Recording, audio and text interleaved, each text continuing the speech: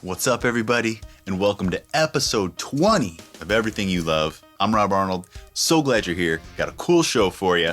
Some things I'd like to show you, some stories I'd like to tell, and I'm going to answer a handful of your questions. So, if that sounds good, let's do it.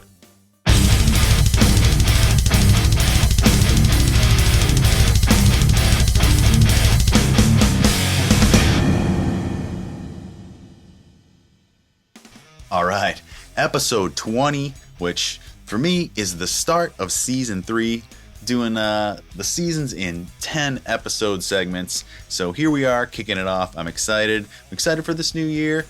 Try to knock out as many of these that we can, and should be awesome. First, I wanted to mention, don't forget about my eBay weekly sale, where I'm auctioning off killer stuff from my Chimera collection of treasures, apparel, hats, hoodies I've done so far, some gear, shorts, and this week, right now, I've actually got 4 awesome hoodies up there. ebay.com/USR/Robert Arnold World. We've got an Impossibility of Reason hoodie, 2 Resurrection hoodies, a self-titled hoodie, and if those aren't there by the time that you check out the site, or by the time you see this episode, don't worry, because there's going to be new stuff up every week. Just make sure you're stopping back. I got a lot of awesome stuff in store that I'm planning to auction off, so you guys can get your hands on that stuff if you're interested. Speaking of apparel, you obviously see me here in my own Rob Arnold World. Bring them back. The RE600 shirts here that you can get your hands on too over at my Teespring store. Link in the description for the eBay sale and for my Teespring store there. You can get the RE600 ones. I've also got my sweet heavy metal over everything shirts. When metal means everything to you, it's the way you gotta let people know. Lots of different styles and designs, everything from coffee mugs to sweatshirts, obviously the long sleeves, t-shirts. So make sure you check that out. Speaking of guitars, I got something exciting to tell you guys here. At least it's exciting to me. So check this out. I recently was reunited with 3 of my guitars that I haven't seen in over 10 years. They were part of my European backline, and to explain that a little bit, years ago, probably 2005, 2006, Chimera decided that we needed to have a total double of all our gear over in Europe. It became just too expensive to fly back and forth with stuff or to rent stuff all the time. We decided we were going there so often over to England and Europe, just that we needed to have gear stored there. And so there are companies there that will house your gear for you, and they'll also rent gear. So we sent over a bunch of guitars. I had 5 guitars. Matt probably had 4 or 5. Jim 4 or 5. Even Mark. Chris had all his stuff there. We had drums. There's some things we'd rent, like amps and stuff like that, depending on what we wanted. But I mean, we just pretty much had everything we needed over there stored. Strings, backdrops, wardrobe cases, practice stuff, just everything you could think of. So when I left the band, in 2011, I basically just kind of forfeited all that stuff. And, not only my guitars, but my stake in any of that gear, that kind of stuff, but that's irrelevant. But for all these years, I've wanted those guitars back. They mean a lot to me. And there were 2 super special ones, 2 prototype RA600s. And the prototypes, first, before I talk about that and show you the guitars, it was extremely difficult. I basically thought I was never going to get these guitars back because this company was over in Germany where we stored the stuff. So I had left the band, not on great terms. A couple years later, the band had broke up, so no longer was anybody paying the bill on that storage fee for all this gear. And here I am, some guy speaking a different language, going through all these web of channels to try to talk to somebody over there, to try to talk them into getting me my guitars back. First of all, getting them out of there, taking care of the bill for the storage, setting up the shipment. There's all sorts of stuff when you do stuff overseas with like duties and tariffs and carnets and all this kind of stuff. They want to be able to tax anything imported or exported in and out, and just sending thousands of dollars worth of guitars over to America. Somebody wants to know about that. Somebody wants to know what the deal is, and they want to get paid on it and that sort of thing. So anyways, I kept getting blackballed for years, and Jim was helping me out, Jim LaMarca, trying to get it going because he wanted his guitars too. I'm sure Matt did too, but Matt was down in Florida and I see Jim all the time at the barbershop. So I mean, it got close a couple times, even to the point where this one time, Jim, throughout different haircuts, got talking to this guy who was a pilot who said he was flying back and forth from Germany, and he offered to get the guitars for us and bring us back. That fell through. A couple other times fell through. I got in touch, with old management, and they were communicating, and I mean, it's just a big thing to try to make this happen, and I just thought it was a lost cause. Then, sure enough, though, just this last summer, I kept trying, and finally, after all these years, I made it happen. The guys over at this company that stored the guitars, I made a deal with them. They were super cool. They couldn't have been nicer about it and more accommodating to try to make it happen for me, especially, during COVID, all this going on and everything. I'm sure their business is destroyed from all this since the touring business is done and everything, but they helped me out. I basically bought these guitars back from them, which I was fine with. There's a big bill to be paid for all that stuff that I mentioned that Camira's storing over there, and everything else is still there. But I did get my guitars. Unfortunately, I only got 3 of them. And throughout the years, I saw, I would get pictures of what was stored there here and there from our old managers or things like that. So I would get a little bit closer every time. And I started seeing pictures, and I noticed that I only had 3 of the 5 guitars in those pictures. I have no idea what happened to the other guitars. So what I had there was one M1000, which is that gorgeous M1000 a lot of you just saw in my latest video, the 6 Feet Under Missing Victims playthrough. It's got that beautiful see-through finish, and that was what I called my bus guitar. In the States and in Europe, I always had a guitar that I kept on the bus just to warm up or to jam on all day. And so that was my European bus guitar. Got that one back. I also had 2 RA600s and 2 RA600 prototypes over there.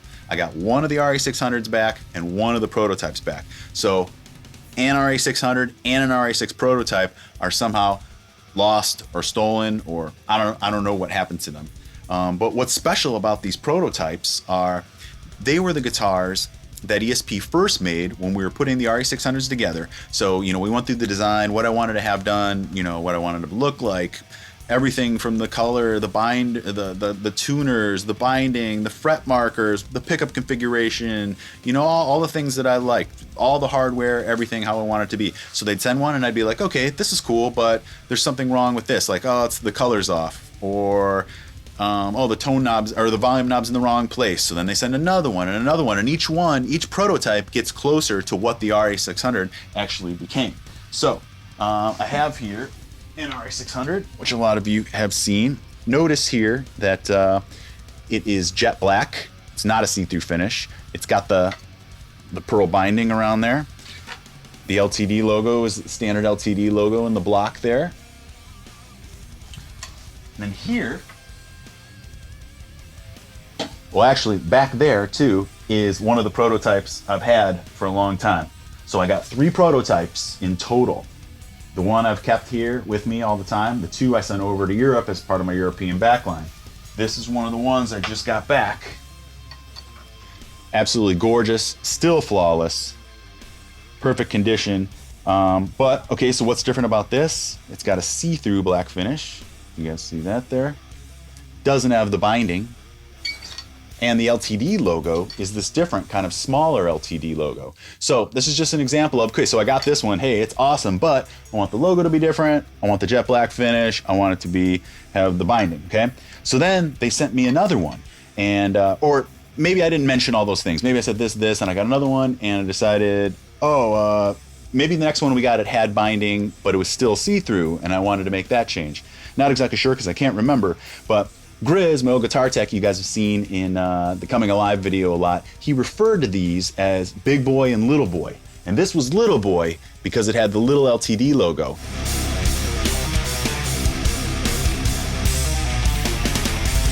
Big Boy had the big LTD logo, like the RA600 and like that one back there, but there was also something different about it. It either didn't have the binding or it was still see-through and had binding. There was something different that I can't remember. So, telling you guys all this because I'm not pointing any fingers, I'm not accusing anybody. They could have got lost. I have no idea what happened. But if you're over in Europe or anywhere in the world and you see a guy playing an RA600 that doesn't look quite like the other RA600s, like it could be a prototype, just know that I'm considering that guitar stolen. And the detective in me wants to figure that out and figure out what happened. The RA600, the non-prototype one, you know, whatever, I consider that gone or whatever. But the prototype, I'd love to have that thing back because of how special it is, how unique. There's only 3 prototypes in the world, and they're all unique because they're all different. So they're all one of a kinds. I've got 2 of them here. These 2 would like to be reunited with their other brother, and this father would like his 3rd son back. So I'm putting the world, all my friends out there, all my fans out there, on the hunt for that other RA600 prototype. If you find it, we'll figure something out. I'll make it worth your while. Just want to get to the bottom of it. But anyways, so stoked to have these guys back. Just be more for the collection, you know, like I said, that I never thought I'd see again. And now I'm holding it. Okay, so what else is going on here? Why don't we head over to the old Rob Arnold World Studio, which now I am completely 100% out of. I handed in my keys. I moved in here to the new spot, and it's sad, you know, to leave that place behind, but it's a joy to be in the new spot here. It's fresh. It's a new vibe, all that. I'm super excited. I'm feeling super inspired, like I've been telling you guys.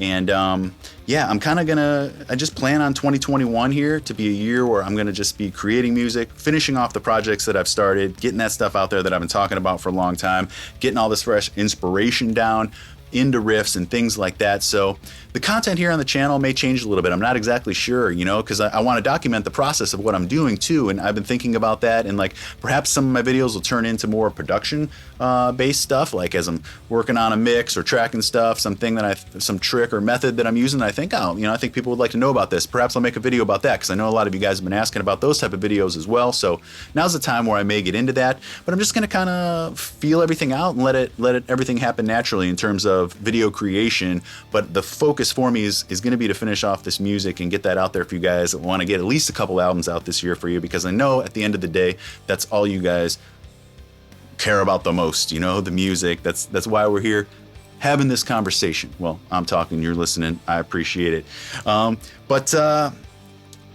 Yeah, so let's head over to the studio where I filmed some stuff over the past couple weeks, just to kind of close it out there and show you guys, you know, what it looks like empty, and talk about something else that's pretty exciting. See you over there. What's happening? The time has finally arrived here. It's about 6:30 in the morning, and I'm meeting a fella, one of my patrons actually, a homie Todd, who has offered to deliver Andols drum kit to him down in Charlotte. We've been planning this for a couple weeks, and it's finally all come together. Some coordination, a lot of details to work out, but today is finally the day we've been waiting for, and it's gonna be awesome. This evening, around 5 o'clock, let me switch this around here. Andols drum set that I got all packed up here, hardware, everything, is gonna arrive to him. Hopefully he will get set up and show us some pictures or some video of him jamming out like we've been talking to. He's gonna have this later today. I got some memorabilia for Todd and his buddy here, some Total Destruction stuff, posters, drum heads, some pick packs, and he's even taking one of these kick drums from that Pearl set, this famous Pearl Chimera set that Ricky, Andols, Austin, and Kevin, and myself have all played. But he wanted some memorabilia, and I thought this would be cool, a cool thing for him.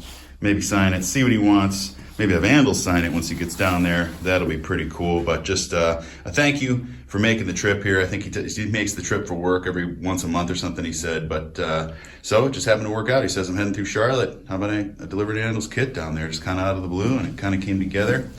And it's pretty awesome, because Andols having his kit is better than Andols not having his kit. So let's hope for the best, guys, and see what happens here. And they're off. Next stop, Charlotte, North Carolina.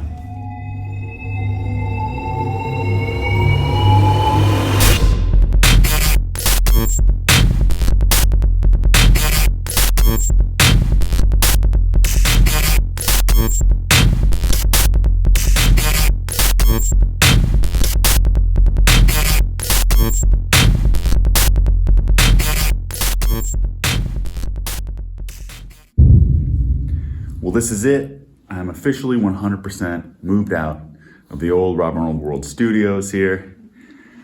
I got the truck going over the past few days, big load of stuff, got it all hauled down into my new basement, and came back one last time here just to check it out, vacuum up, clean up a little bit, just to leave it nice and sparkling for whatever happens next here. My good friend and landlord, Chuck, I don't know what he's gonna do with the place here now that I'll be gone, whether he'll use it for himself. He's got a passion for music and mixing, live sound, stuff like that himself. Or perhaps he'll lease it out to another band, And I've left a bunch of stuff behind here. Rugs, bunch of chairs, stuff like that, couches. All the posters are gone though. Big pass out. She's down. Leaving some cases for the guys that just won't even fit in my place here. Some old stands, fans. Also in the storage room here, I decided to leave this big banner up. This was the huge merch banner we used on the 2010 Mayhem Festival that flew above our merch tent. So anyways, rather than taking it down, it's pretty damn big, probably about 4x10 or something.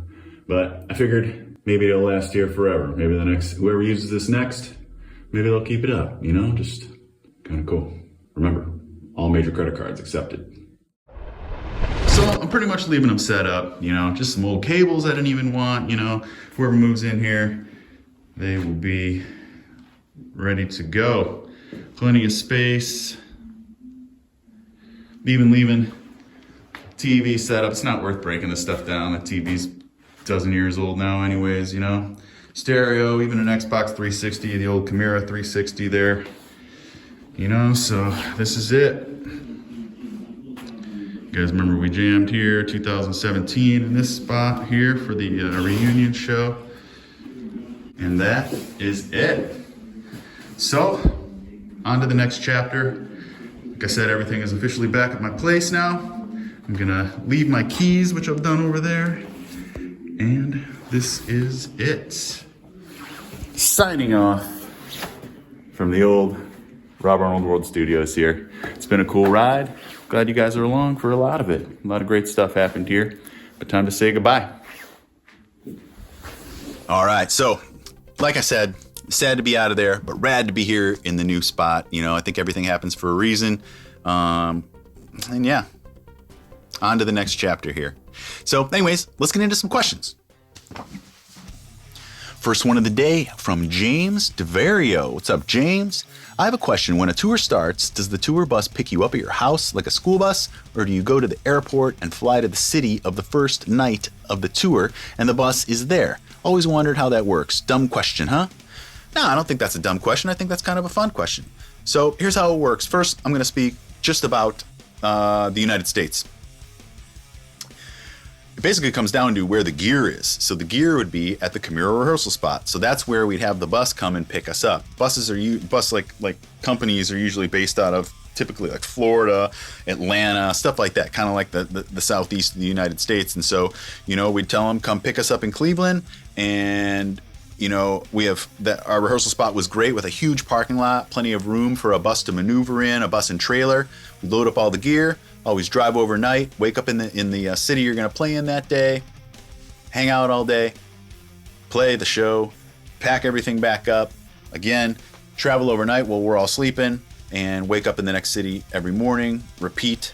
After the tour, regardless of where you are, the bus drives back to the rehearsal spot, unloads all the gear, and then deadheads back to wherever it's gonna go to, or maybe it's starting a new tour right away, that sort of thing. But overseas, it's a little bit different because we arrive there at the airport, and sometimes the bus will pick us up there at the airport, but that's a little tougher oftentimes because if you think of especially a busy airport, like typically we'd fly into London Heathrow, one of the major hubs of the world, and think of any airport you're at, when you're driving up to pick somebody up at arrivals, at least here in Cleveland, there's cops that don't want you to just sit there. They're always flagging you along, so it's just think of this massive tour bus coming in with a trailer and stuff like that, just waiting around for a dozen guys to get their bags and all that. So anyways, that would happen every once in a while, but a lot of the time too, we just take taxis from the hotel from the airport over to the hotel, kick it there for a little bit, and the bus would come to a less congested area there at the hotel and pick us up there. And then we'd head over to one of those gear rental storage places like I talked about, pick up all the gear that we had stored there and pick up the rentals that we'd get, and then head to the first show and do it like I just said we would do it in North America. So that's how that works. And at least that's how it works for a band like Chimera, you know? I doubt Britney Spears, you know, gets picked up at a rehearsal spot. She probably flies in and her bus is there. She doesn't even go on the bus, you know, the bus is for her crew. Anyways, so what I described is for a band like Chimera. And yeah, that's it. Next up, DIY musician. This inspires me to turn my garage into a decent recording space and not worry too much about buying a ton of expensive equipment. Thanks, Rob. You've been inspiring me as a musician for over 12 years. And he's talking about my construction complete studio build diary 4, where I finally finish off my basement here and I'm getting moved into the new studio. So his question is, what are some things that new musicians think they need to record but actually don't? Thanks for the great content and music over the years. Much love from a long-time fan up in Canada. Cheers to Canada. So I think I can answer this easily. The first mistake I made when I decided to get into the recording biz was that I just needed to buy all this expensive gear. I started out by buying nice preamps and nice microphones and all that kind of stuff when I didn't even know how to use the stuff really. You know, I had a sense of recording and all that, but my advice is start small and learn what you need. Nowadays, I would say the biggest and most important investment you can make is just in a great computer. I'm a Mac guy myself, and any Mac you get today is going to be powerful enough to get started doing anything you want to do. Get yourself a cheap recording interface, which is just a way to get your instrument into the computer.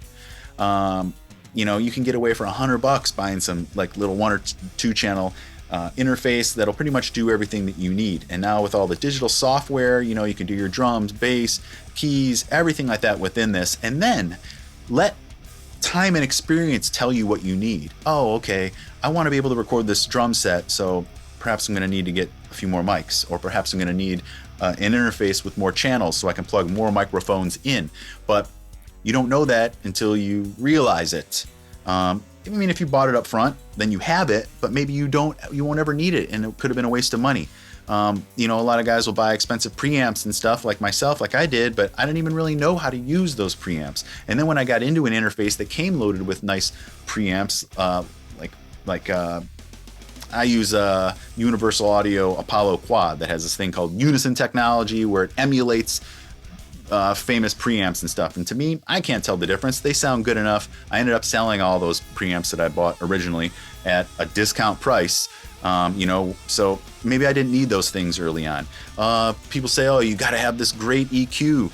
But, you know, most EQs, compressors, all that, they're all the same. The interface may be different and they may have different features and stuff, but they're all kind of just doing the same thing. So I recommend learning on your stock free plugins that come with your interface or your recording, your DAW software, and just learning what it is about an EQ, and then figuring out what you think it's lacking so that you can find that in a better EQ. So make it about what you realize that you're missing or you realize you need, rather than just dumping a bunch of money up front thinking that you're just going to cover all your bases from the beginning. Because like I said, that was the mistake I made, and it just was a bunch of wasted money. But on the other side of things, quickly, I understand that it's fun to buy all that gear. It's fun to dive right in. It's fun to have a lot of options right off the bat. So if you're going to ignore my advice and go with that route, I can't be mad at you, because that's what I did. Darren Diggle, my man. He's saying some stuff here, but really the question is, do you still buy CDs, or do you buy your music on iTunes, Apple Music, or Spotify? Plus, what CDs have you bought lately? Well, this is going to be a boring answer because I don't really buy or seek out new music. I'm just a dude that just likes all the stuff that I liked growing up. I still just listen to Sepultura, Metallica, Pantera, Cannibal Corpse, that sort of thing. And, you know, of course, every once in a while. The newest band that I'm just obsessed with is Opeth. And so I have bought some Opeth CDs, but I'm not even buying CDs, which is a shame to say. I go the iTunes route. I don't use Spotify or Apple Music, any of that kind of stuff. I just go with iTunes, or maybe it is Apple Music now. I don't know. What I'm saying is I don't do the streaming stuff. I do buy the albums, but I buy them through iTunes, and then they're on all my devices, and that's cool. But I can tell you exactly the albums I've bought over the past 5 years, and it's Opeth's Sorceress, Opeth's latest one, which I can't even say, In Cauda Vendium or something like that, which I'm really getting into a lot lately, and Kingdom's Disdain from Morbid Angel. So over the past 5 years, because I looked it up, I could go to a little purchase tab in my iTunes. I've only bought those 3 albums. A lot of times too, when I'm checking out bands or if I just want to listen to something, I just do it on YouTube. I just put up the album, whatever. So what? There's ads. I don't care. I skip them or just whatever. I usually just have it on in the background. But just during the day or driving or whatever like that, I'm listening to talk radio, NBA radio, mixes that I'm working on or music that I'm working on, or like I said, just all the classics that I grew up with. So not really, haven't bought a physical CD in a long ass time. Her Franco, all right. Her, what's up? 2 questions for you for your next Everything You Love. We all know you are a huge ESP guitars addict, having several custom models and even your own signature model, and actually many more standard models, as seen on the rehearsal videos and pics you share. But 1, do you own and still play guitars from other brands? So I'll answer that first. No, I don't really have anything but ESP. I have a couple Yamaha acoustics that I acquired way back in the day before we even had our ESP deal, or right at the same time. I think yeah. When we got our ESP deal, we also got a Yamaha amplification deal, and we had Yamaha half stacks, and they just gave us some acoustics, which are still great instruments. I used my Yamaha nylon string to record the intro for Implements of Destruction. My Yamaha 12 string is on something too. I can't remember what. Maybe Pictures in the Gold Room. That part when Mark's singing in the middle, your life can't be this bright. There's like this guitar thing going on. That might have been my 12 string there. But anyways, no, all I have is ESPs, and for a couple reasons. One is that I just think they're fantastic instruments, and I don't even really desire anything else. I back them, 100%. And 2, there is kind of that loyalty, the endorsement that they've provided me with over the years, and just the, they've been great friends and, providers of the instruments that I truly love. So I just don't really have a desire for anything else. I will say that I've always loved like the look of Jacksons. I've never owned a Jackson, but I'd play Jackson. They seem totally awesome, and I've always liked Ibanez, and I played Ibanez's before ESP. So growing up, in my teens and stuff like that, I had a couple RG470s, an S540, which I loved. But now, yeah, basically all my guitars are ESP. And then, being yourself a huge Kirk Hammett fan, have you ever owned a Kirk Hammett signature model, or at least considered it at some point? I know this is going to be weird, but I don't even know that I've ever even touched a Kirk Hammett guitar. I like a lot of them. I think they're awesome, but no, it's one of those things. I never really came across one. I don't own one. I never asked for one. If I did, I'm sure ESP would hook it up, but no, never played one. Mitch Reese, how did you go about writing an album for someone else? Did you fill in as a second guitarist and then write a couple of songs once you learned their material? Or maybe you familiarized yourself with the previous material and then just wrote some songs using their techniques as a guideline? I've been wondering about this for a while. So this question was on my Missing Victims playthrough from 6 Feet Under. So I'm sure that's what Mitch is talking about there with 6 Feet Under's Undead record that I wrote in 2011. And I gotta say that it just came super natural for me, naturally, because in 1994, Cannibal Corpse put out The Bleeding. Chris Barnes was a singer of Cannibal Corpse, and then he parted ways with Cannibal Corpse, and in like 95 or 96 put out Haunted, the first 6 Feet Under record. Both those records are in my top 10 of all time. The Bleeding is my second favorite album of all time, after Injustice for All, and Haunted from 6 Feet Under is in my top 10 somewhere in there.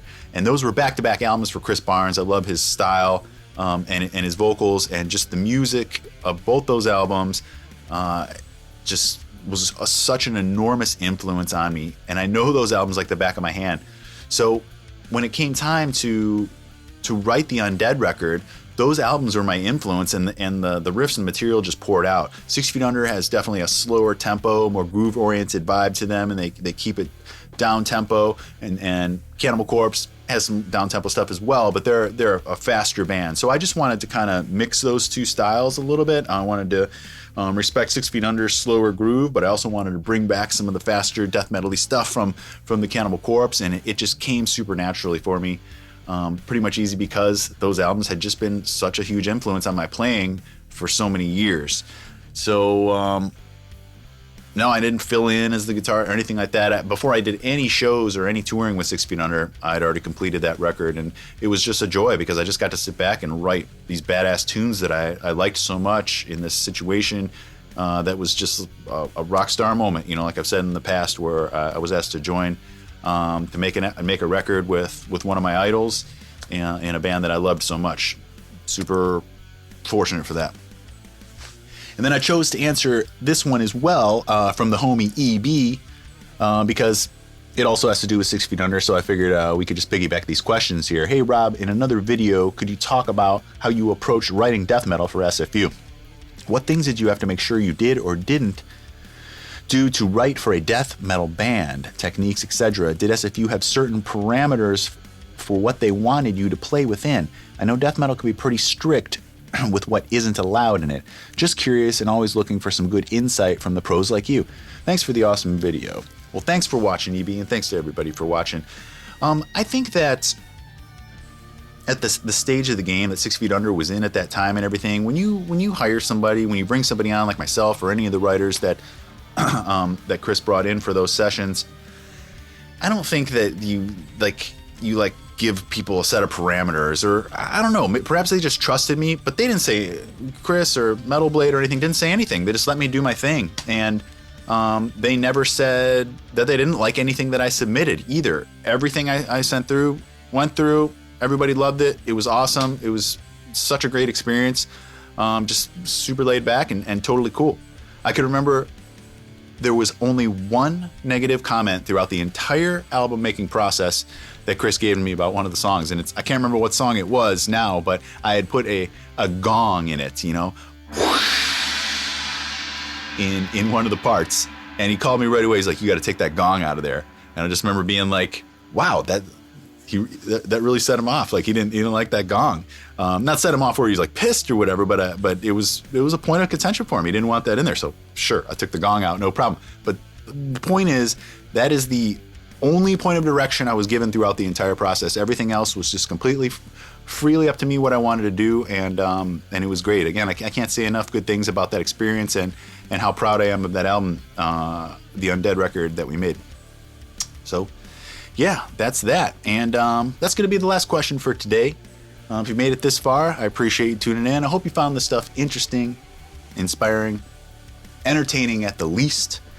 And if so, and if you're able or willing and you'd like to check out my Patreon campaign to help support the show and keep me going through this stuff so I can put out videos quicker and more frequently for you guys, I'd appreciate that. Check it out at patreon.com/RobArnoldWorld. Thank you so much to all my current patrons, all the subscribers of the channel here, and anybody that's just tuned in. And if you haven't subscribed yet, please consider doing so. And also, that little notification bell that everybody talks about, let me give an example here. When you click that, and if you're already subscribed to, you can go back and hit the notification bell, and all that does is it makes it so that whenever I release a video, all of a sudden, ding, as soon as it's live, you get that little notification on your phone, and it lets you know, hey, Rob's got a new video. Oh, Missing Victims, cool. Let me go check that out. Or you can choose to ignore it. Anyways, I turn that on for all my favorite channels, and it's just a cool thing. Guitar players, I still got some DVDs left, my metal guitar instructional DVD, but I've only got a few left, shipping them out worldwide, autographed if you like it. And also, if you're a Kemper owner, check out my custom profile pack from tonecrate.com, where I've got all the classic Chimera tones, elite tones, and everything that you can put into your Kemper profiler and get that going for you. So again, guys, thanks so much. Don't forget about me, my eBay weekly sale. Check out my t-shirts. Cheers. I appreciate everybody watching, and I'll see you on the next one.